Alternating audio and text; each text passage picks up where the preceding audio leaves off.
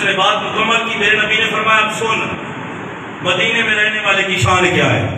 سبحان اللہ۔ سرکار نے فرمایا قیامت کے دن جو مدینے میں رہے گا میں اس کی شفاعت کروں گا، میں اس کی گواہی دوں گا۔ نبی پاک نے اسے مخاطب کر کے فرمایا سن، تمہیں پتہ ہے مدینے میں جو رہتا ہے مرتا ہے شان کتنی ہے؟ یا رسول اللہ بتا دے۔ فرمایا ایک بندہ مدینے کے علاوہ کسی دوسری جگہ میں جائے، راہ خدا میں لڑتے لڑتے شہید ہو جائے، اس شہید کا وہ مقام نہیں جو مدینے میں رہنے والے مرنے والے کا مقام۔ سبحان اللہ۔ فرمایا اس کی شہادت اپنی جگہ پہ اس کو سلام ہے، پر یہاں بندہ صرف رہا اور رہتے رہتے دنیا سے چلا گیا، فرمایا وہ شہید کا مقام نہیں جو مدینے میں رہ کے مرنے کا مقام ہے۔ سبحان اللہ۔ نبی پاک فرماتے ہیں جو مدینے میں رہا اور صبر کرتا رہا مشکلات پر، میں اس کی شفاعت کروں۔ سبحان اللہ۔ پہلے جملے سنیں، میرے پاک نبی صلی اللہ علیہ وسلم فرماتے ہیں وَمَن مَاتَ عَلَىٰ أَحَدِ الْحَرَمَيْنِ بَعَثَ اللَّهُ تَعَالَىٰ مِنَ الْآمِنِينَ يَوْمَ الْقِيَامَةِ۔ فرمایا جو بندہ حرمین میں سے کسی ایک میں اٹھائے گا تو آمنین میں سے اٹھائے گا۔ سبحان اللہ۔ اور اس شہر کی مٹی اتنی خوبصورت ہے کہ نبی پاک صلی اللہ علیہ وسلم کی حدیث پاک ہے، جب کوئی بندہ زخمی ہوتا، کوئی بیمار ہوتا، حدیث پاک میں آتا ہے سرکار کی بارگاہ میں آتے، میرے آقا لعاب شریف انگلی مبارک پہ لگا کے، مٹی پہ لگا کے، زخم پہ لگا دیتے، اللہ اسے شفا دے دیتا۔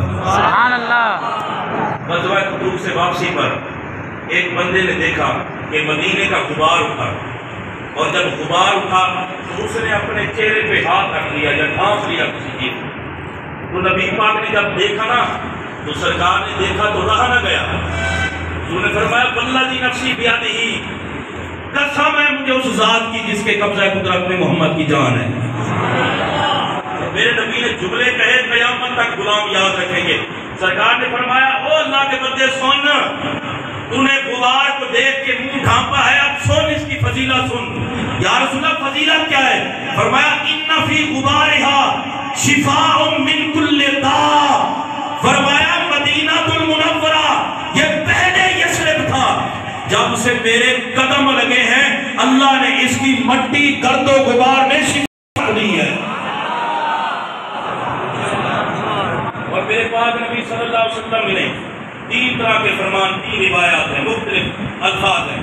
حضور فرماتے ہیں مدینے کو اب کوئی یثرب نہ کہے، مدینے کو اب کوئی یثرب نہ کہے۔ یا اس کا کیا کہے؟ آپ سنیے پہلا فرمان میرے نبی کا، آقا فرماتے ہیں من سمى المدینہ بِیثرب فلیستغفر اللہ ہی طابہ۔ سبحان اللہ۔ میں دھولا نہیں ہوں، میں آپ کو دیکھ رہا ہوں کتنا سبحان اللہ کہتے ہیں۔ سبحان اللہ۔ یا طابہ، میرے نبی نے 3 مرتبہ فرمایا طابہ طابہ طابہ۔ فرمایا جو مدینہ المنورہ یثرب کو مدینہ المنورہ پڑھنے کے بعد اب یثرب کہے، اسے چاہیے کہ وہ اللہ کی بارگاہ میں معافی مانگے۔ اللہ